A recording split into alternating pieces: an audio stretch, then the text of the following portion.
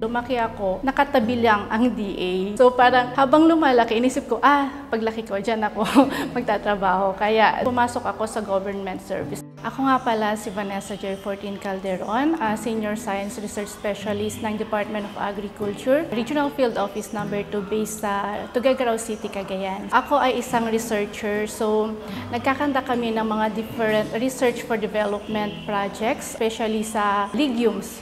Yung peanut, soybean, tsaka mung bean. So from production technologies to product development, ginagawa namin yan. And at the same time, ako din yung in charge sa technology transfer section dun sa aming agency.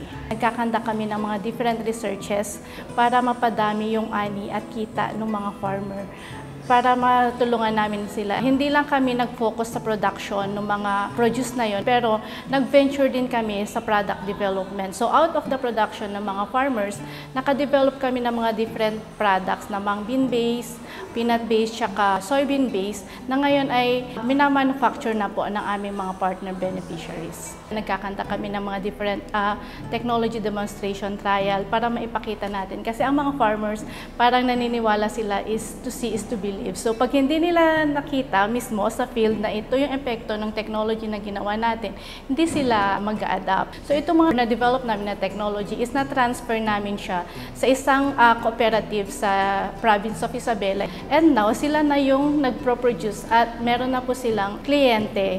Actually, ang DepEd po at the SWD ay nag-o-order na din sa kanila for feeding programs.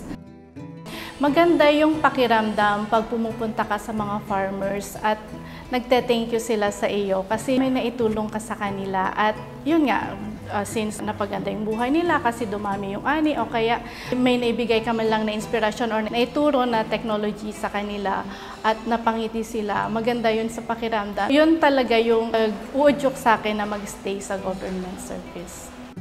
Nung 2 years after ako nag-start sa DA, contractual pa lang ako noon, yung group ng aking project leader ay na-nominate ng Pag-asa Award din. And from then, na-encourage ako at na-inspire ako na mas lalo magtrabaho at pagigihan yung pagtatrabaho. Comes 2019, na-nominate kami as Pag-asa Group Awardee. Nakasama kami hanggang semi-finalist, pero hindi kami nakasama as awardee or finalist.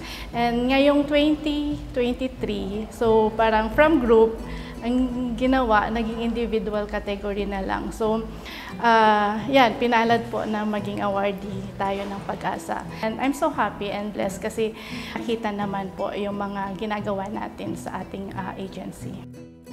Okay. Sa mga fellow public servant, kailangan po nating maging hardworking at maging passionate po sa trabaho natin.